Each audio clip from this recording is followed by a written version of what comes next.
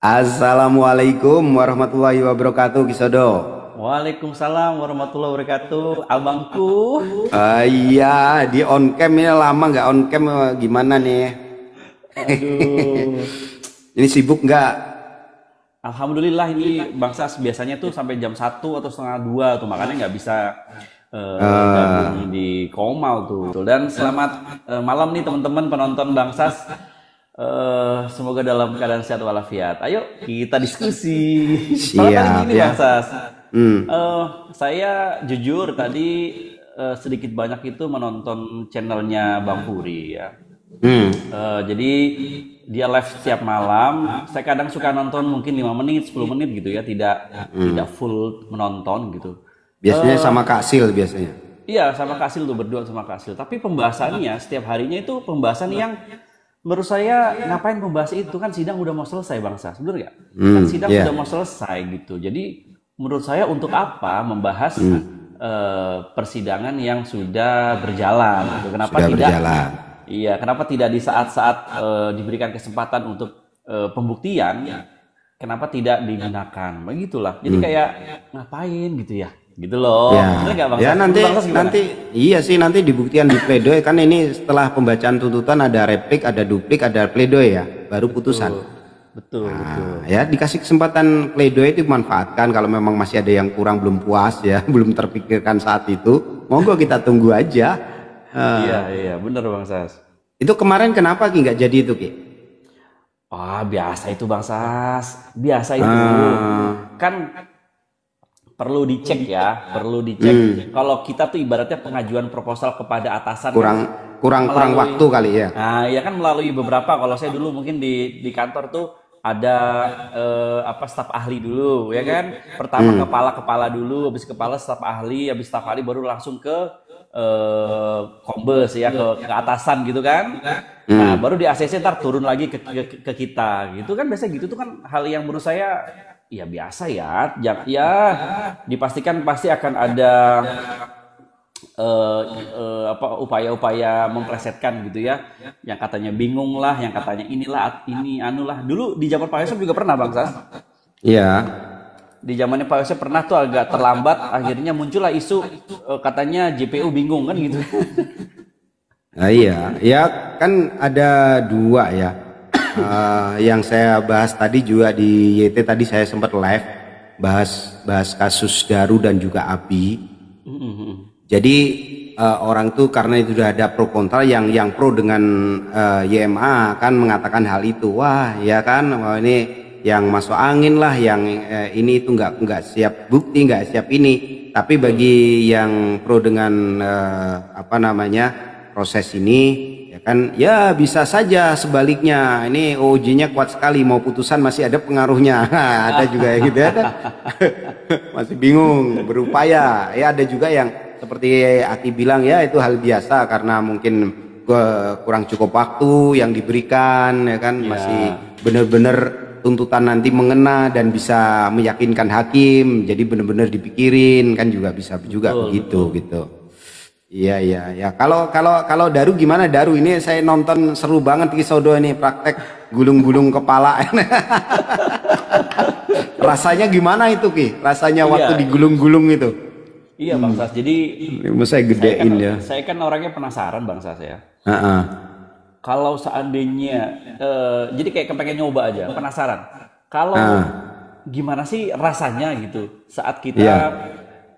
dalam kondisi seperti mayat yang ditemukan gitu ya. Maksudnya mayatnya Aryan Daru itu. Kalau seandainya normalinya kita sebagai orang yang sadar gitu ya, tidak mempunyai tujuan apapun gitu. Saya coba nih, Bang Sas. Saya kan sebelum membuat video itu kan latihan dulu Bang Sas. Nah, Dan itu berkali-kali saya coba untuk ya mungkin karena saya nggak pernah latihan pernapasan ya itu sampai sini aja nih Bang Sas sampai sini aja sudah ngap-ngap Bang Sas sampai dagu oh, aja tuh udah susah susah napas gitu loh. iya. Jadi kalau seandainya ada orang melakukan itu sendiri misalnya gitu ya sendiri ya nggak mungkin mayatnya itu ditemukan secara rapi Bang Sas pasti belingsatan. Ya, Saya aja kelojotan tuh ya. gelagapan loh. Kelojotan gitu ya. Iya, Karena Bang Han Sas. itu mungkin sangat tersisa, bisa aja dia terus ini urung ya, copot lagi karena enggak saking tahannya gitu loh. Iya, Kayak orang tenggelam gitu. Saya sempet waktu latihan Bang Sas, guntingnya jatuh, tiba. Nggak iso apa meja ya. Gelagapan nyarinya. Wah, gelagapan Bang Sas. Wah, habis itu mukanya Kisodo merah gitu, saya lihat di. Woi. Orang ini aneh-aneh aja. Dan waktu buat video itu emang nggak ada editing Bang Sas. Jadi waktu nyoba itu saya nggak direkam. Jadi saya latihan dulu, saya nyoba latihan itu delala itu senggol tuh gunting itu. Waduh Bang Sas, malah nggak ada tim kan ya. Wah, kita bingung. Tapi sekali lagi memang kalau seandainya itu kita tidak mempunyai kemampuan berlatih tahan napas ya Bang Sas. Saya rasa itu kurang dari 1 menit pun udah kelojotan Bang Sas. Iya. Ya artinya walaupun nggak ninggal langsung, tapi kan bekasnya kelihatan tuh kasurnya, selimutnya berantakan gitu loh. Iya. Dan mungkin posisinya tidak rapi, bisa aja kakinya satu nyengkang sana, tangannya nyengkang sini. Betul. Gitu loh. Betul Bang Sas. Nah, tapi tadi kan ada rekonstruksi Bang Sas. Saya dan tim itu sebenarnya tadi mau berangkat sama Monogram, mau berangkat ke Menteng ya. Cuma kita ada miss di situ, ternyata benar terjadi, terlaksana tadi itu rekonstruksi. Dan kemudian ada Kompolnas. Yang bikin saya penasaran itu katanya ada bukti baru sebelum hari kejadian dan bahkan setelah hari kejadian Bang Sas. Informasi itu, lewat keluarganya. Lewat keluarganya. Nah, jadi makin bingung lagi soalnya katanya CCTV juga nggak ada yang rusak Bang Sas. CCTV itu dari awal sebelum kejadian sama setelah kejadian itu normal, maksudnya tidak ada yang rusak, tidak ada yang hilang. Itu tapi dari...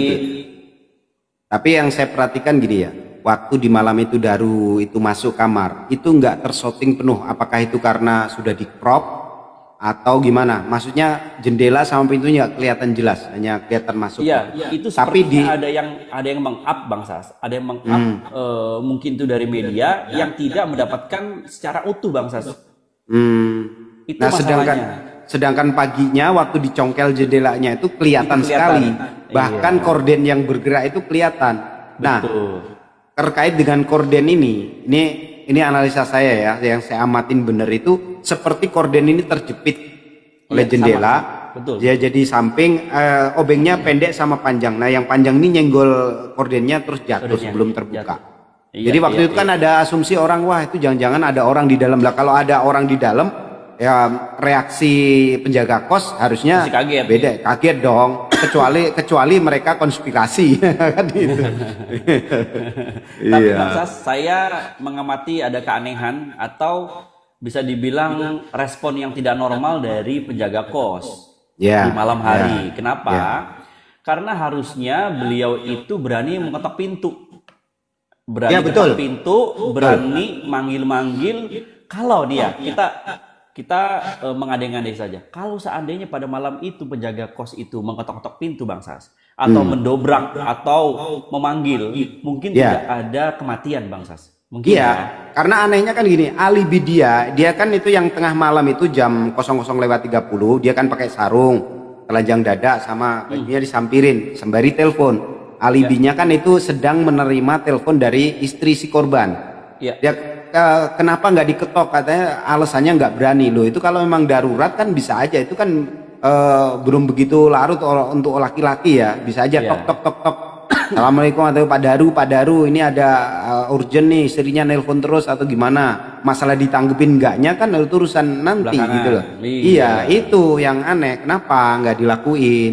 Ya kalau yang pagi hari yang pegang sapu itu jam 5.30, oke, mungkin lelap-lelapnya tidur, ya cek aja, itu oke. Yang malam itu memang janggal gitu.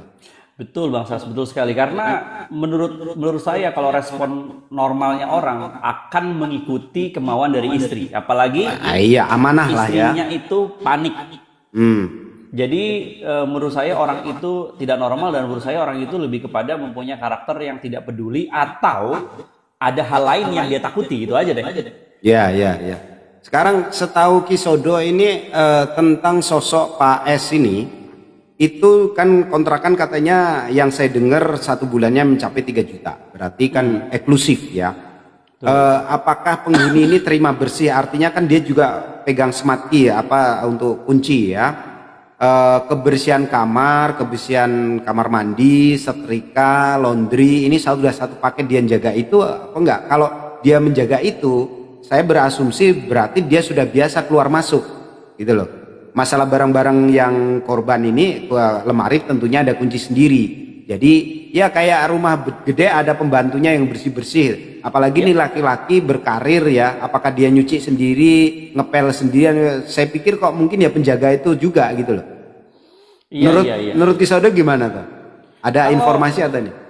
Tugas dia penjaga itu apa gitu? Jadi kalau sepengalaman saya, teman-teman saya yang suka ngekos di kosan-kosan eksklusif ya, itu hampir mirip sama kayak apartemen atau hotel Bang Sas. Jadi kalau seandainya sekaligus pembayaran itu dengan jasa misalnya nyuci atau bersih-bersih. Jadi sekaligus, tapi biasanya itu ada harinya Bang Sas. Atau kita bisa konfirmasi kepada penjaganya kalau kita hari itu ada cucian misalnya. Itu paling begitu sih yang saya tahu. Ya, artinya kan memang sudah biasa masuk ya di saat ini nggak ada, silakan nanti dibersihkan, udah percaya lah gitu ya. Betul. Itu kalau kita kaitkan ke sana nanti kan kasus ini menurut saya satu kuncinya diungkap dulu penyebab kematiannya karena apa. Betul, motifnya apa?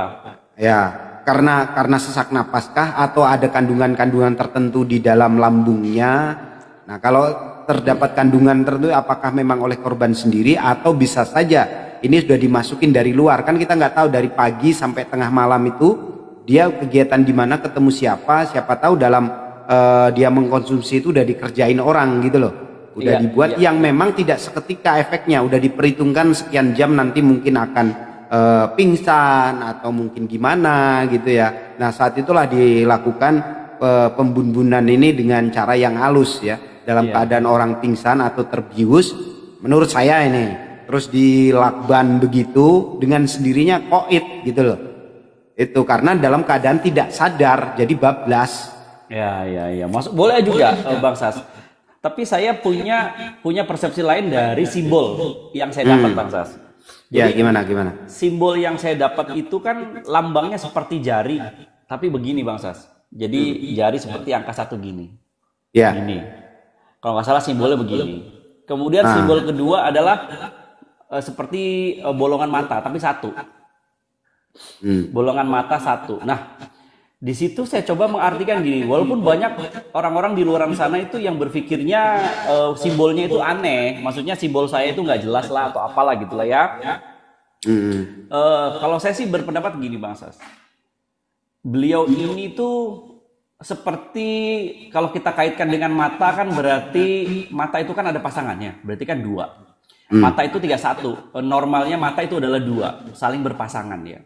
Jadi menurut saya ada orang yang memang dekat dengan korban ini ya, yang melakukan intimidasi dari jauh atau jarak jauh, intimidasi atau ancaman dari jarak jauh menurut saya ya, pendapat saya ya, yang berkaitan dengan kehidupan dari korban Bang Sas. Ya. Satu orang nih. Yaitu simbol yang pertama yang saya tangkap jari yang menunjuk begini. Jadi ada satu orang yang sekiranya ini memang punya andil besar ya selain dari istri.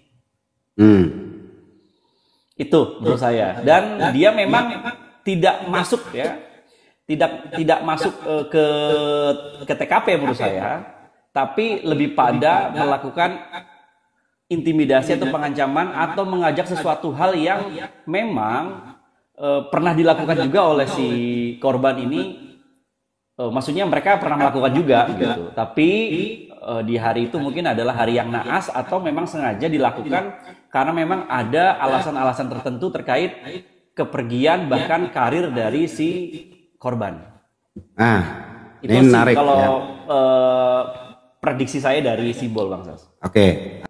Gini, menurut Kisodo ini kan penggerak supranatural ya, ibaratnya lah, bisa dikata begitu ya. Saya terinspirasi begini, orang itu bisa dihipnotis lewat telepon. ya, seperti kasus-kasus yang tahu-tahu ATM-nya terkuras nggak sadar. Ya. Dia kan melakukan suatu kegiatan bukan atas kemauan dia sendiri ya, disetir sama orang. Karena kenapa saya tanggap ini? Ada isu atau berita ya yang mengatakan bahwa ada riwayat panggilan, ada 3, yang 2 dari seniornya diplomat, ada 1 yang misterius tanpa nama dengan durasi 1 menit, dan ini nomor itu sekarang dilacak tidak bisa. Nah, maksud saya si korban ini dikendalikan dari jarak jauh untuk melakukan sesuatu yang membahayakan dirinya sendiri, seperti tadi ya, melakban. Contoh melakban itu orang itu bisa nggak langsung ngap-ngapan, bisa saja matanya masih disisain dikit ya, hidungnya masih disisain dikit, udah rapi baru tuh ditutup mata, ditutup hidung. Nah, ya namanya juga kemungkinan ya. Apakah benar nih orang itu yang mempunyai keahlian itu bisa mengendalikan orang dari jarak jauh lewat telepon gitu loh, atau memang sudah dari luar ya, udah dari luar itu udah disugesti ya untuk begini begitu. Nah, pada suatu ketika puncaknya itu waktu sudah di rumah baru tuh lakukan yang terakhir, adegan terakhir. Bisa nggak kira-kira seperti itu? Bisa Bang. Sekarang gini, pertama bukan hanya orang yang tidak kenal pun terkadang bisa terhipnotis melalui by phone, via telepon, ya kan? Tapi menurut saya bahwa orang itu orang yang sangat dikenal oleh korban, Bang Sas. Karena melihat tadi simbol kedua yaitu mata itu pasti 2 berpasangan. Berarti dipastikan orang ini itu sudah kenal dekat dengan korban. Nah, yang jadi pertanyaan adalah pada waktu itu kan dia katanya di sore hari atau menjelang malam itu belanja ke sebuah mall. Betul. Ya kan? Jam 9 masih bisa dihubungin. Masih bisa dihubungin dan mengatakan sedang belanja di sebuah mall kepada pihak istri, pihak keluarga. Tapi kita nggak tahu apakah baru selesai belanja nunggu taksi di taksi mau pulang. Apakah itu benar belanja atau bertemu dengan seseorang? Kan kita belum tahu. Iya, benar belanja justru atau bertemu dengan seseorang. Nah, kegiatan dia dari pagi sampai malam itu apa aja, ini yang perlu diungkap. Iya. Dan yang terbaru Bang Sas, konferensi pers dari Kompolnas tadi, Hairul Anam, Bapak Komisioner Kompolnas Hairul Anam itu mengatakan bahwa pertama CCTV utuh rapi dia dapatkan. Kemudian dia sudah memintai keterangan saat rekonstruksi itu penjaga kos dengan tetangga kosnya pun sudah dimintai keterangan secara detail, secara tertata, tidak ada yang disembunyikan. Begitupun juga mereka melihat percakapan WhatsApp si penjaga toko dengan keluarga, dengan istri. Kemudian juga melihat juga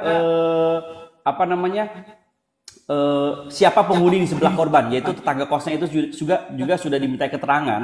Bahkan si tetangga kosnya itu belum tidur sampai jam 1 pagi Bang Sas. Dan dia katanya tidak mendengar suara apapun, cenderung normal.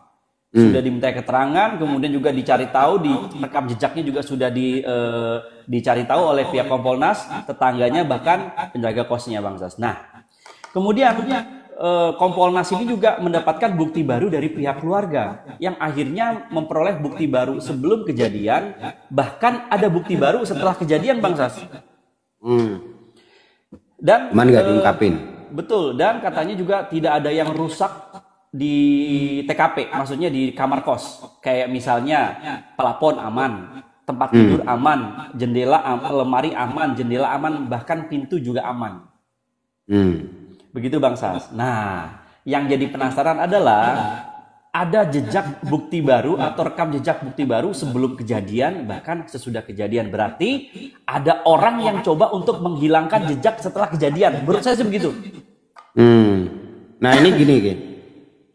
Saksi yang baru diperiksa kalau yang saya dapat ini baru 5 ya, yaitu PD dan DMS ini rekan kerja, S itu adalah penjaga kos, FM itu tetangga kos, MAP adalah istri. Nah ini yang nggak maksud di sini penjaga toko ini belum masuk dalam saksi nih. Iya. Dan juga tadi penjaga toko atau penjaga vape itu ya, itu juga katanya tadi juga tidak ada di resign katanya. Saya dengar kok resign. Tidak ada di rekonstruksi, ini sangat mencurigakan juga kan Bang Sas ya? Iya. Kayak gini, saya lihat tayangan di fakta programnya TV One, ya Ki ya, itu dia kan masuk. Nah dia mensyuting ke arah kanan, ini tuh ada pintu, ada jendela yang mirip dengan kamar korban. Kok asumsi saya di sebelahnya itu bukan kamar, Ki. Itu tembus ke toko.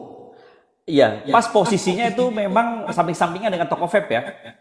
Jadi ada pintu itu yang mengarah ke situ tuh, ya mungkin pintunya udah dimatiin, tapi itu ada pintu dan jendela di situ gitu loh. Iya. Dan tadi juga Kompolnas tidak menyebutkan si penjaga toko. Iya. Berarti nggak ada. Berarti tidak ada di rekonstruksi dia. Kemana itu dia ya? Nah itu. Aduh. Ya ada asumsi liar. Ini cuma asumsi liar, bukan suatu kebenaran ya. Ada yang menganalisnya gini. Mungkin dia berkiblat kepada analisanya Bang Indragiri ya, yang mengatakan ada kelainan seks dan untuk mencapai klimaks apa itu namanya, yang nggak umum sensasi, ya, sensasi ya. Nah ini dikaitkan kan si korban ini sering jauh dari istri. Kemarin saya bilang saya aja ditinggal istri Palang itu juga kalau pas pengen kelang kabut ya. Bisa saja ngelakuin onan-onan ya.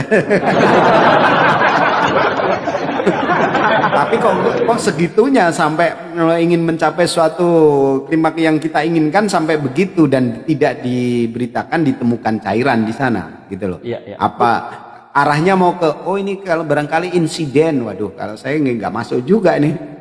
Tapi Bang Sas, menurut pernyataan dari Indragiri terkait hal tersebut, itu di luar negeri udah banyak Bang Sas kasus-kasus kelainan seks. Mereka mempunyai penyakit. Jadi intinya mereka penyakit. Kalau orang-orang normal ya nggak mungkin sampai melakukan hal kayak gitu Bang Sas. Tapi memang di luar negeri sana sudah banyak kasus terkait orang mencari sensasi dalam seks, akhirnya membahayakan dirinya sendiri. Contoh itu ada kasus seorang artis ya atau atlet kungfu yang tinggal di Thailand tapi nggak tahu dia orang Thailand apa bukan, itu ditemukan meninggal Bang Sas saat kondisinya telanjang dan leher sama kemaluannya itu terikat ya. Jadi leher nih diiketin di kemaluannya ya. Dia itu seperti itu. Itu di dalam kamar mandi itu. Ya, dan ada banyak juga contoh-contoh orang-orang yang melakukan kegiatan seks yang kelainan ya, itu ditemukan meninggal saat ingin melakukan kegiatan tersebut. Sayangnya kita itu nggak dapat foto asli waktu ini, nggak tahu kalau bisa ya. Pertama kali itu kan yang mensyuting yang pakai kacamata pakai ini, itu kan artinya orang yang pertama kali tahu bentuk ya jasad korban itu kayak apa. Apakah memang terselimuti atau selimut itu diselimutkan oleh kepolisian? Enggak Bang Sas. Jadi gini, kalau dilihat dari videonya, si perekam itu tidak merekam sampai ke dalam kamar. Jadi nggak kelihatan gitu. Jadi nggak kelihatan dari pintu tuh.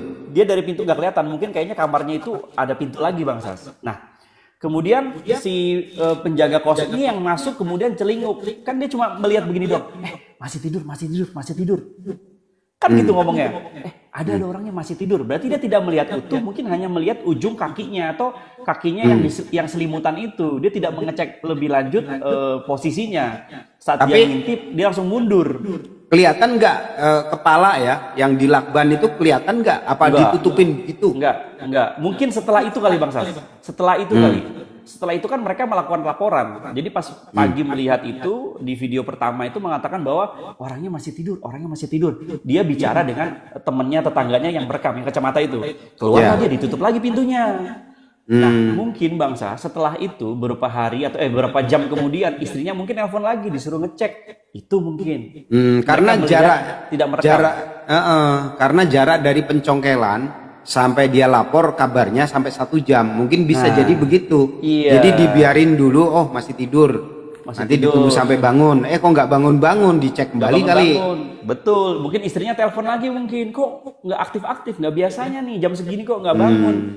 Mungkin si penjaga toko masuk lagi tanpa merekam dan melihat posisi almarhum, akhirnya melaporkan kepada pihak kepolisian. Mungkin itu ya menurut penalaran kita lah ya.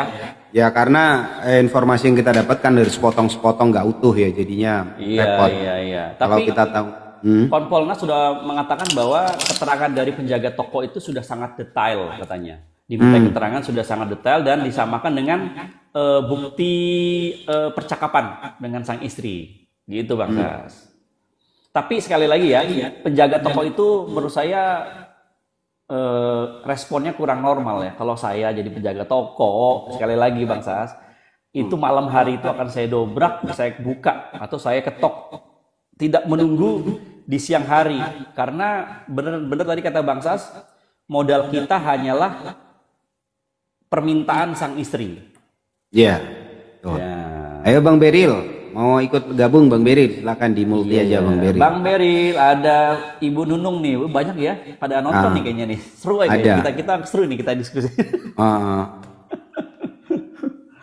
Iya, ya kalau lagi kasus hangat itu seru Ki, karena kan gini, masih misteri ya. Kita saling adu argumentasi ataupun opini ini masih bebas karena semuanya nanti. Satu lagi Bang. Ada pertanyaan dari media saat konferensi pers. Ya. Dia mengatakan gini. Bagaimana, apakah benar ada kejadian bahwa korban itu pernah ingin melakukan bunuh diri di kantornya? Itu ada pertanyaan gitu Bang dari media Bang. Nah, pertanyaan ya. Pertanyaan. Nah kan itu berarti kan kalau media awak media mempertanyakan hal itu berarti kan ada isu yang berkembang dong. Iya iya. Kalau kan? media mainstream ini kan cari-cari itu ini pertanyaannya udah jebak-jebak kan gitu. Iya, nah akhirnya Kompolnas menjawab, kita tidak boleh menuduh ke mana-mana pun, kita hormati kedukaan dari keluarga korban. Jadi melihat dari cara membalas pertanyaan tersebut, Kompolnas sepertinya lebih menjaga maksudnya keadaan dari keluarga korban yang lagi sedang berduka. Begitu mungkin Bang. Tapi kalau seandainya memang ada isu seperti itu, lah berarti apa yang dia lakukan ini kan berarti pernah dia lakukan juga sebelumnya. Nah, berkaitan dengan itu, kekhawatiran istri ini apa dulu nih? Apakah ada ancaman atau memang udah tahu bahwa jiwanya sedang tidak sehat, tidak baik-baik saja gitu loh? Nah, betul ini yang menjadi iya kan? Penasaran. Nah, kalau nanti jangan-jangan istrinya udah tahu. Was-was itu kan, was-was ini karena punya tekanan ini, tekanan itu bukan ancaman ya, mungkin depresi atau punya. Jadinya istrinya khawatir sangat, akhirnya coba minta tolong penjaga toko karena mungkin istri sudah mengetahui kekhawatiran itu. Nah, kekhawatiran itu kan tanda tanya lagi, dia dapat ancaman kah atau dapat tekanan kah kan gitu? Iya. Dan yang mempengaruhi karena saya coba dengan diri saya sendiri, kalau saya biasanya ada masalah di kantor atau ada masalah apa, saya curhat sama istri saya kan gitu. Ya, ini ada ini biasa, kalau yang biasa mungkin lagi panik lagi apa tuh ya, memang kadang biasanya nggak telepon udah makan belum Pak, dah baik-baik aja. Nah, kekhawatiran kan kuat kan? Iya, makanya kekhawatiran ini menjurus kemana? Ke pribadi korban atau ke ancaman orang lain kan? Itu loh. Sedang apa? Karena banyak yang berasumsi nggak mungkin nih kalau bundir, karena apa? Oh kok sempetnya buang buang sampah, belanja, udah packaging, udah anaknya udah mau pindah nantinya mau diboyong ya. Kalau dikaitkan begitu ya, tapi kan kita juga nggak tahu ya, kita nggak bisa mendahului kejiwaan orang ini setiap jamnya, bahkan enggak setiap jam, setiap menit aja bisa berubah gitu. Betul Bang Sas.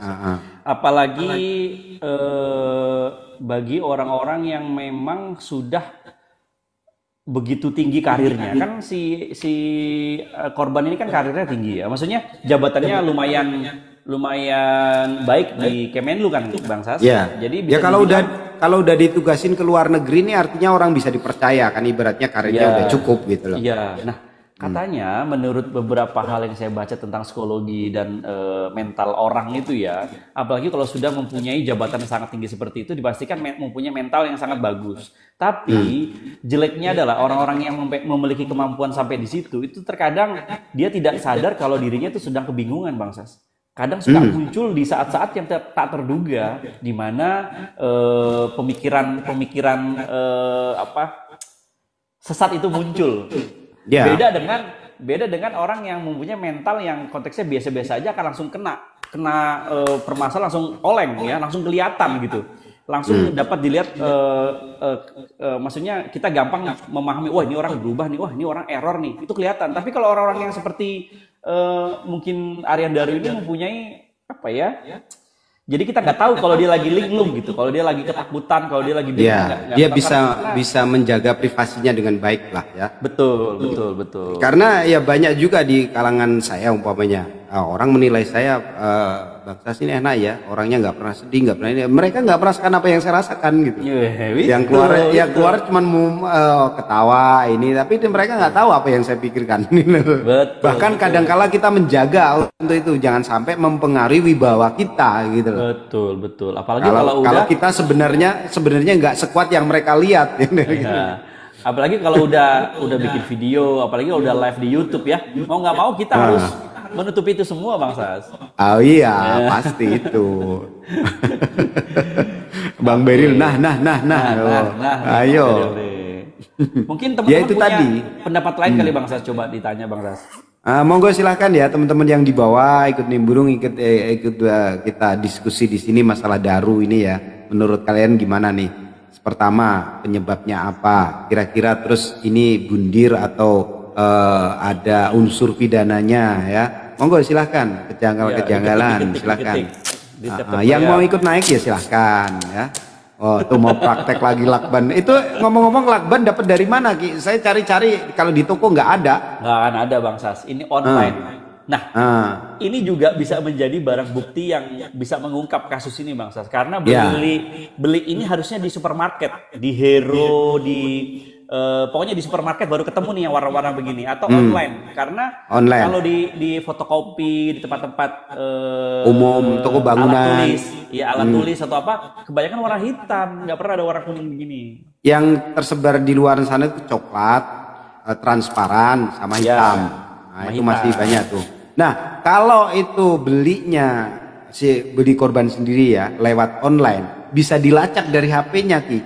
Betul. Iya kan? Iya, ternyata korban yang beli sendiri kalau memang belinya lewat online gitu. Dan jarang sekali orang itu mempunyai lakban kuning kalau tidak ada apa ya? Tujuannya apa coba lakban kuning? Kalau kita kan nggak punya kegiatan apapun yang berkaitan dengan lakban kuning, kira-kira apa gitu. Dan kalau seandainya tuh juga korban itu memiliki lakban kuning, itu buat apa gitu ya. Kalaupun dia mau packaging lakban, itu paling mampir di toko tulis ya, ini tuh beli lakban. Pasti kan umumnya coklat atau putih, kebanyakan coklat kalau masyarakat. Kalau putih itu kebanyakan digunakan untuk pabrikan. Saya pakai putih di pabrik saya karena lebih transparan, lebih kuat, harganya memang lebih mahal gitu. Dan kalau ini biasanya untuk garis-garis di perusahaan atau di kantor, bikin garis buat tempat-tempat ruang kantor atau apa, kan ada garis-garis itu biasanya tuh ada. Atau di PT-PT atau pabrik-pabrik untuk menandai mesin-mesin besar dikasih tanda, atau buat itu kelasnya ya? Ini kelasnya spesifikasinya kayak yang hitam ya, kuat banget ya. Sama kayak yang hitam, cuma warnanya kuning. Oh ya. Ya saya kan bikin line di gudang saya itu di tempat pengejokan ya. Itu kan bawahnya keramik. Saya pakai yang hitam untuk jalan, untuk marka lah, untuk ini, untuk spek gitu. Tapi terkadang juga ada yang pakai kuning Bang Sas supaya bisa kelihatan. Ya tergantung warna ininya, warna lantainya. Karena lantainya putih, tak kasih kuning kan agak kurang ya. Saya kasih hitam gitu loh. Itu dia Bang Sas. Ini juga kan biasanya juga digunakan untuk kalau buku itu ngejilid. Ngejilid, tapi kebanyakan juga ngejilid pakai warna hitam. Ya kebanyakan begitu. Ya itu bisa dicek, ditelusuri awal untuk lakban dari mana. Nah ini sisanya itu ada nggak atau memang habis gitu? Nah itu dia, kalau seandainya memang tidak ada sisanya itu berarti ada orang lain. Kalau seandainya ada sisanya berarti milik si korban kan gitu gampangnya. Ya kalaupun dihabisin, gulungan bekasnya itu ada gitu loh. Tuh Bang Beril. Ya biasanya kalau orang lagi depresi dia nggak akan nyisain gitu. Wah habis ya. Wah sampai mantek mentok gitu. Dan kalaupun depresi, saya rasa bundir itu lebih cocok gantung diri Bang Sas dibandingkan melakukan itu kayaknya terlalu ribet. Nah, iya. Apakah atau minum itu racun. minum obat, minum apa? Kalau ini tuh apa ya? Itu seseknya itu kan perlu proses waktu gitu loh. Iya. Ya. Akan terjadi kelojotan lah, gimana lah gitu. Nah itu memang gini, masih simpang siur ya. Itu memang di plastik dulu sebelum lakban apa lakban semua? Ini saya masih bingung. Karena ada terlakban, saya belum pernah dengar diplastikin dulu. Apa memang ada plastiknya? Itu juga saya tahu dari Bang Anjas Thailand. Dia ada komunikasi dengan sumber terpercaya, katanya diplastikin dulu, baru dilakban. Itu serem banget Bang Sas kalau gitu. Wah, susah itu napas Bang Sas, susah banget itu. Yeah. Sampai dagu ini aja kita udah anggap-anggapan karena ada plastiknya Bang Sas. Ya kalau sampai pakai plastik itu ya niat banget itu. Kalau mau melakukan bunuh diri lewat itu atau memang ya itu tadi korban ini dalam keadaan udah nggak sadar. Karena gini, bius katakanlah, bius itu bisa dibekap, bisa disemprotin ya. Begitu masuk dia menghirup, ada jangka waktu yang ada teksek, ada yang perlu waktu. Ini kalau orang lain yang melakukan ya. Begitu dia masuk terasa pusing atau gimana ya obat terus dia tertidur. Nah itu dikerjain. Cuman ya kuncinya kalau memang itu dikerjakan di situ, penangkap CCTV nggak ada yang rusak, harusnya terpantau. Karena di depan toko pun ada CCTV, orang keluar masuk yang siapa ke sana pasti tertangkap, ketahuan. Nah kalau nggak ada pergerakan dan CCTV clear, tidak ada yang terputus, ternyata tidak ada orang lain dan kamar itu aksesnya hanya jendela dan pintu, tidak ada connecting door ke ruangan lain ya, itu artinya ya itu tadi dia melakukannya sendiri, tapi pertanyaannya apakah kesadaran dia sendiri atau dikendalikan orang gitu. Nah ya itu aja udah punya alasan itu aja pastinya. Ini apa nih Bang Beril? Kenapa yang kuning selalu rame ya Bang? Gitu. Iya dong, harus diukur satu gulungan itu 80 yard atau 73 meter. Apakah totalnya utuh? Nah, pasti ada sisanya. Ya. Kalau cuma kepala doang Bang Sas. Kalau ada sisa, pasti kalau udah dia klek gitu ya, sisanya itu masih ngelewer. Nggak sempat motong. Kalau sempat motong beda lagi. Beda lagi itu. Saya aja nggak kepotong itu waktu nyoba tuh, masih nyangkut di sini. Aduh, aku deg-degan itu waktu Kisodo nyari gunting. Ini saya takutnya saking ngap-ngapnya kecolok gitu loh. Wah. Memang itu sangat nempel di wajah saya Bang. Jadi saya harus bener-bener menarik itu udah kaku banget ya. Ya, saya ngebayangin aja ya kalau seandainya memang terjadi kepada korban itu, waduh, nggak kebayang Bang Sas. Aduh, serem juga ya.